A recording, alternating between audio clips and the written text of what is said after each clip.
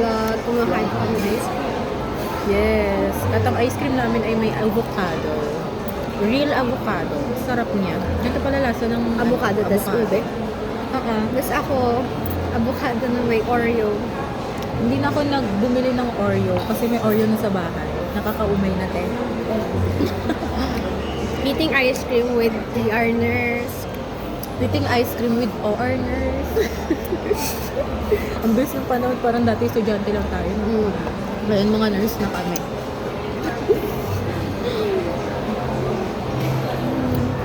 Sophia, Ali, sumama na kayo. Hindi na kayo pumasok.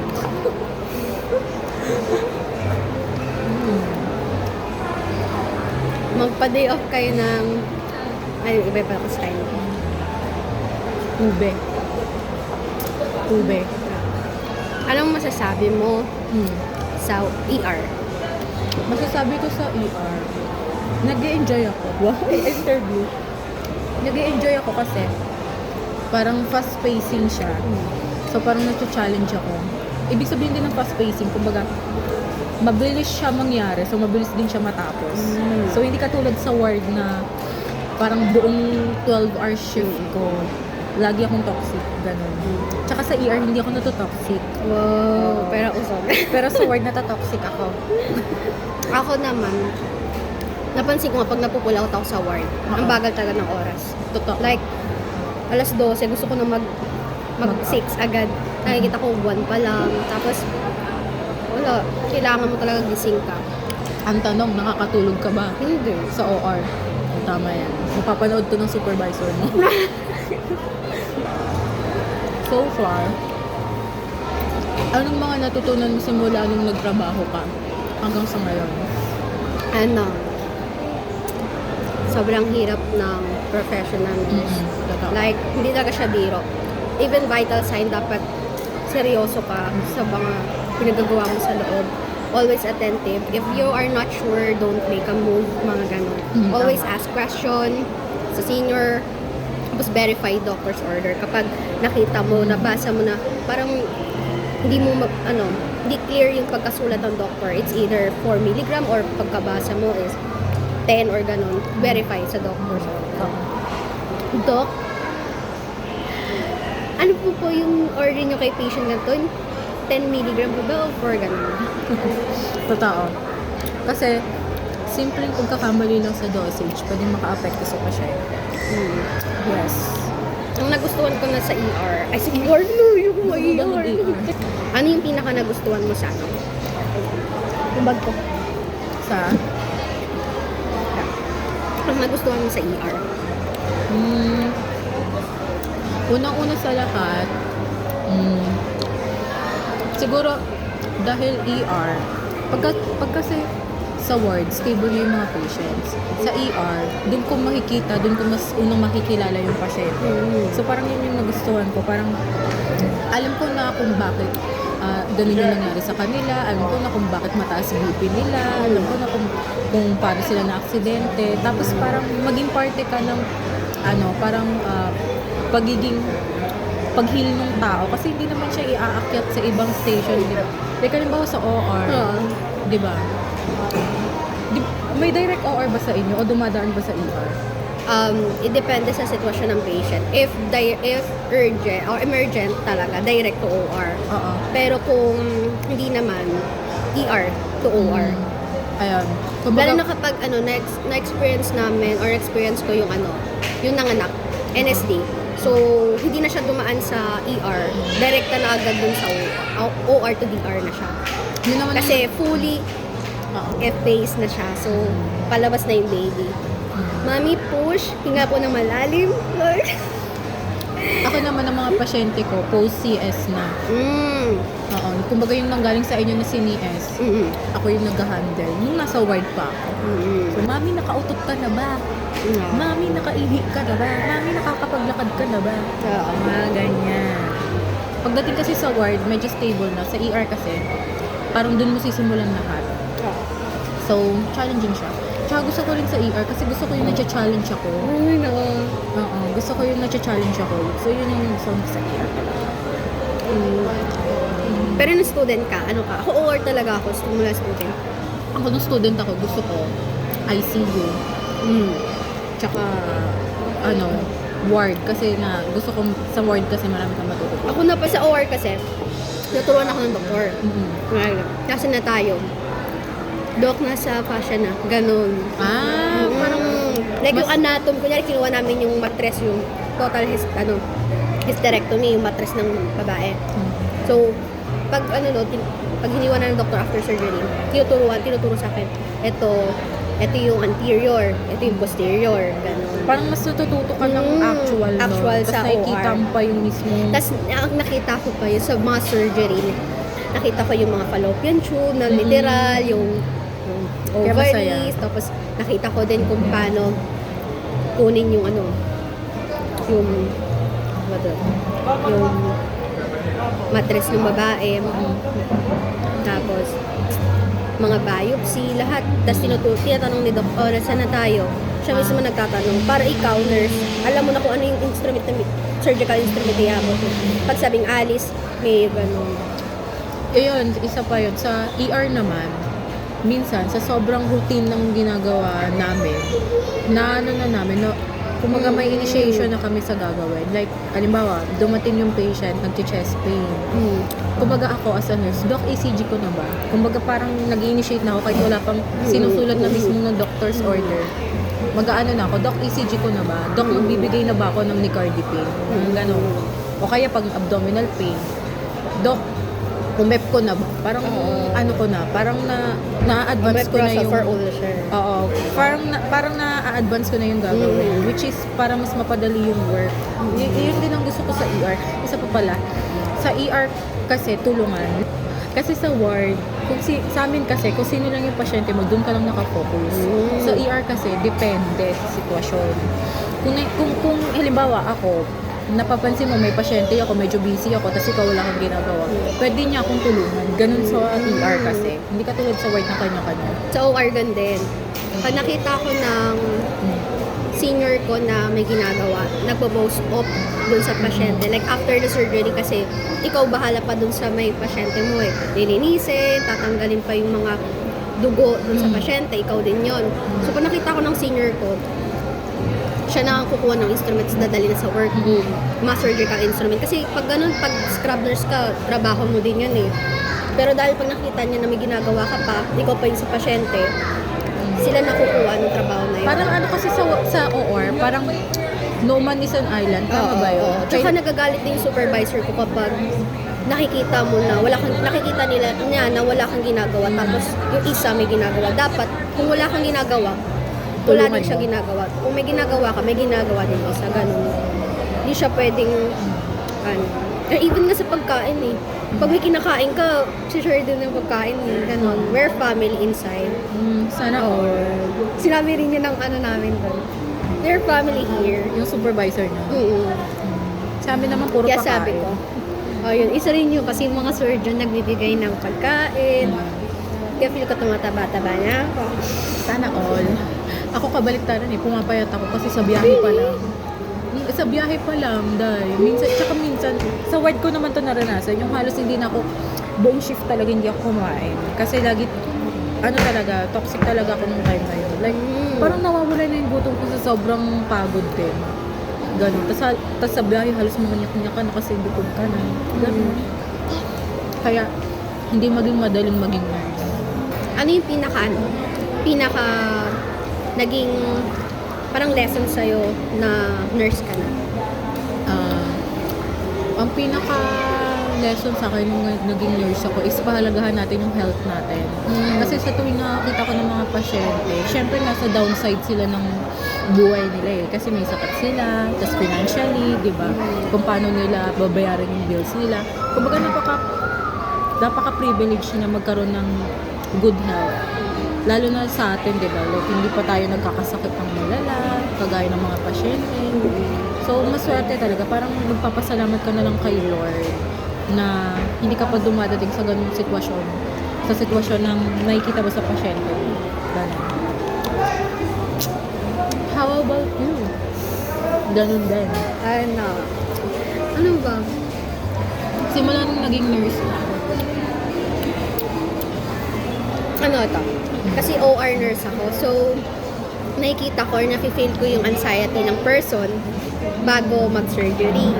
So, na-experience ko na nag-express yung pasyente na natatakot siya, kinakabahan siya.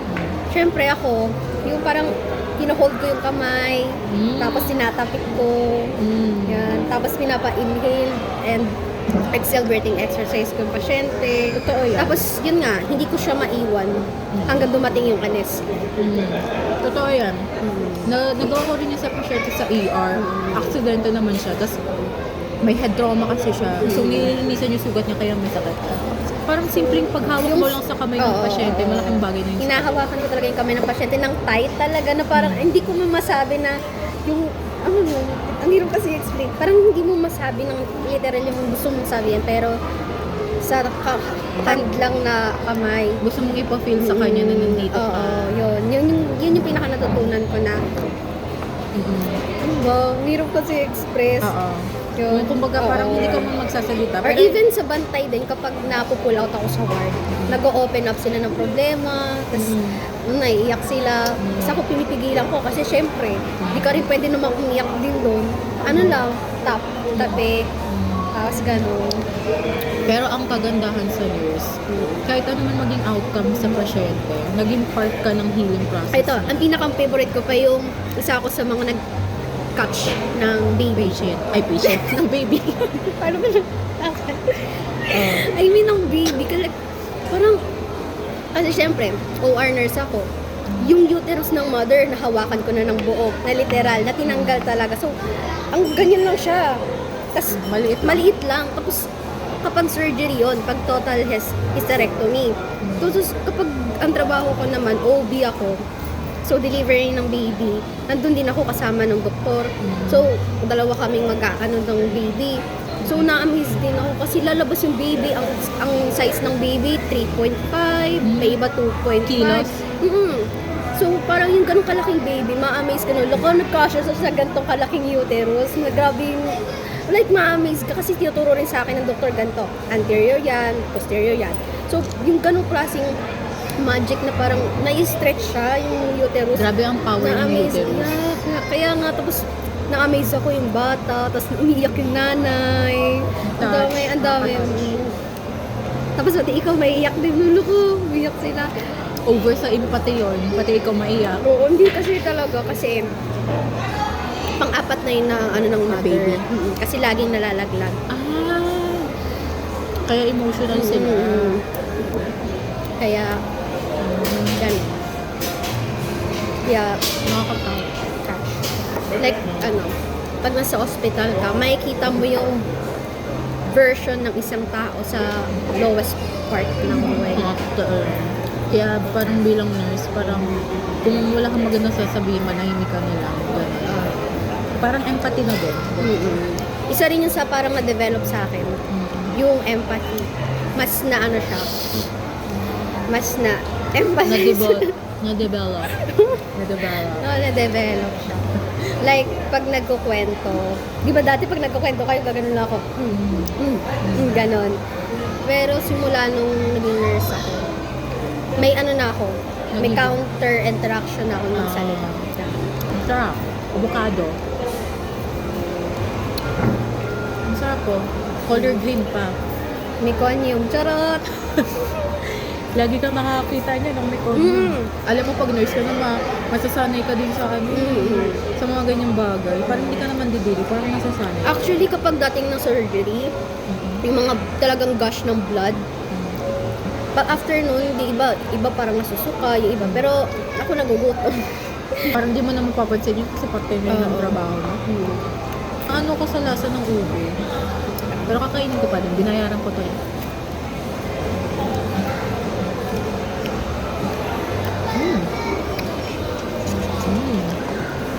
Sa mga friends ko dyan, yayain niyo ko. Gusto ko nang gumala. Naghihintay lang ako na may mag-aaya sa akin. Ako nga, from night shift pa eh. Ay, oo nga na. Naranasan ko din naman yun. Yung Actually, pag night shift ako, di talaga ako gumagala. Ngayon lang talaga. Kasi ikaw nagaya. Wow, joke lang. wow.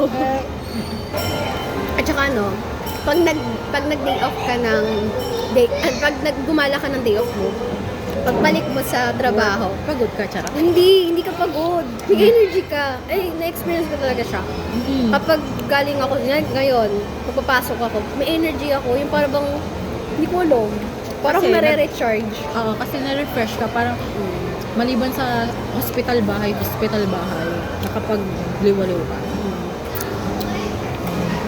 Ako naman, kung siya galing night shift, ako bukas may work ako, morning pa. Pero okay lang, at least nakagala ako kasi galing akong 3 days na off. Wow. Nasa bahay lang ako, te. Mababaliw-baliw na ako doon. Diba? Sana all 3 days. Pero galing din akong 3 days duty. Ako naman, 3 days. kota ako ngayong end of July sa night. Ah.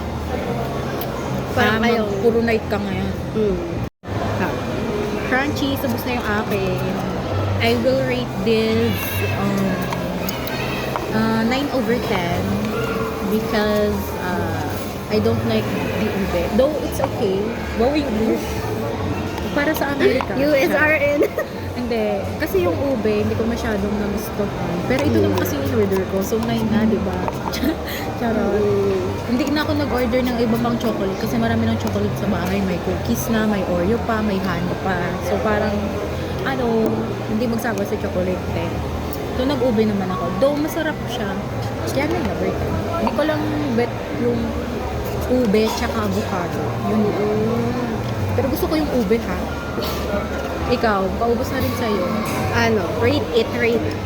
10/10. Wow, perfect. Naniniwala ka sa pansit? Sa power ng pansit? Matotoxic ka?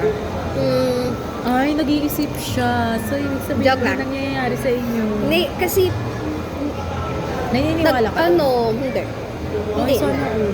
Kasi, kahit yung mga senior ko, kasi nakikita ko nag-noodle sila, nagpapansit. Hindi kayo natotoxic? Hindi naman. We, sana all. Ako Lang. O kahit sa ward, napupull out ako, tinatanong ko, ma'am, kumakain ka ng pansit, naniniwala ka sa hindi naman. Ay, sana all. Sa BLH, totoo yun. Talaga? Parang kahit may pansit lang, or kahit na spaghetti eh. Talaga? Basta pasta, natotoxic kami. Oo, kahit hindi mo kainin, basta nandyan lang siya. Basta merong pasta, natotoxic kami. Tsaka nung estudyante ako, naranasan ko din yun. Parang kumain ako nun ng pansit or pansit canton bago pumasok. Tapos pagpasok ko sa ICU, may dalawang magkasunod na myocardial infarction.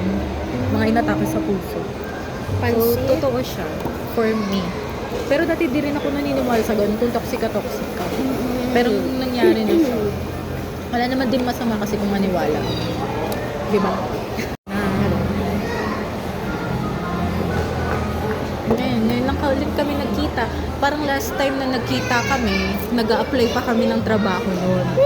Tapos yung itsura ko noon, haggard. Kasi wala pa kang trabaho, nasi-stress kami. Tapos ngayon, diba? Nakabalik na kami. ER nurse, tsaka OR nurse. OR/OB. Daming trabaho. Yes. For the retouch. Uuwi mo din naman. Sa susunod. So, ang trabaho ng ER nurse, paspasan. Pero, hindi naman literal na paspasan. Siguro pag talagang life and death na yung sitwasyon ng pasyente. Pero kung hindi naman masyadong life and death, chill lang. Basta, nagagawa mo lang naman lahat ng in-order ng doktor. Ganun. Tsaka may initiative ka. Yun lang naman. Yun lang. Tsaka dapat pag nurse ka, willing kang tanggapin ng pagkakamali mo. Ganon. Willing kang Acknowledge mo. matuto. Yun ang naman. Willing kang maturuan ka. Ganun. Hindi yung all the time alam mo. Kahit na kahit sabihin nating matalino ka ng Ito. college ka. Isa sa mga natutunan ko na kahit alam mo isa sa mga natutunan ko ngayong nurse na ako, always humble yourself, lalo na sa senior mo.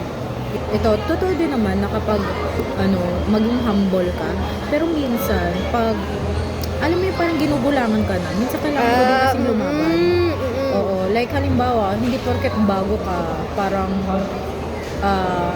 paano ba, aapi-apihin ka, kailangan lumaban ka rin. O siguro personality ko lang. Baka may naglalaban siya. Oo, kasi, lalo na kung, like parang, basta, parang may mga tao kasing toxic na talaga yung personality nila. Hindi Yun sila yung sinasabi ng katrabaho ko, Hindi hindi sila sila love ng mama niya. hindi sila toxic sa work, pero toxic talaga yung pagkatao nila. So, parang, Ganun. ako hindi ako matahimik hanggat di ko yung nagagantihan. Charot lang, mabait ako. Charot lang naman. Basta kung give and take lang naman siguro yan. Kung nire-respeto ka ng katrabaho mo, respetuhin mo din. Kung hindi, pagtanggol mo yung sarili mo. Minsan pagpapasok ka sa nurse, ang fresh mo. Ay, sana all. Ako sa biyahe pa lang haggard na. Gawin mo ba namang kanto ang Antipolo at Binangonan? Hindi talaga. Kapasok ako niya, nag-aasaran kami ng mga katrabaho ko. Oh, fresh mo na. Kung Mamaya ka. Ako hindi talaga, haggard talaga ako. Kasi gigising ako, maliligo, tapos ayusin ko yung gamit ko, tapos babiyahin na, wala na akong time mag-ayos. Kaya pag umaalis ako doon ko binabago, mag-aayos talaga ako. Kasi wala talaga. Pag umuwi na ako, din ako na-haggard na talaga. Ako din. Pinopromote po namin ang mga nasa medical health worker na magsuot po kayo ng compression stockings. Totoo yun, kasi nung hindi pa ako nagko-compression stockings, pinupulikat ako gabi-gabi. Tapos nung simulang nagko-compression stockings ako, sumasakit siya, pero hindi na yung pulikat talaga. Ako naman, dahil OR nurse, ilang oras kami nakatayo. First duty ko nun sa OR, masakit talaga pa ako kasi lagi kaming CS. Kasi Tagal. nangangawit talaga. Yun lang. Next time na ulit. Sumama na kayo, Sophia at Ali. Shout out sa inyo. Sumama na kayo. Sama na kayo mga Bex. At sa mga friends ko dyan, yayain nyo ko dahil basta off ko, sasama ko.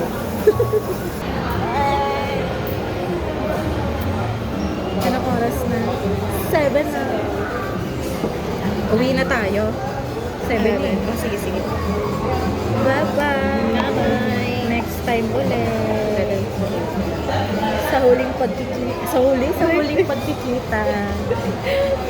TV show. Bye-bye. Bye-bye na. Bye-bye.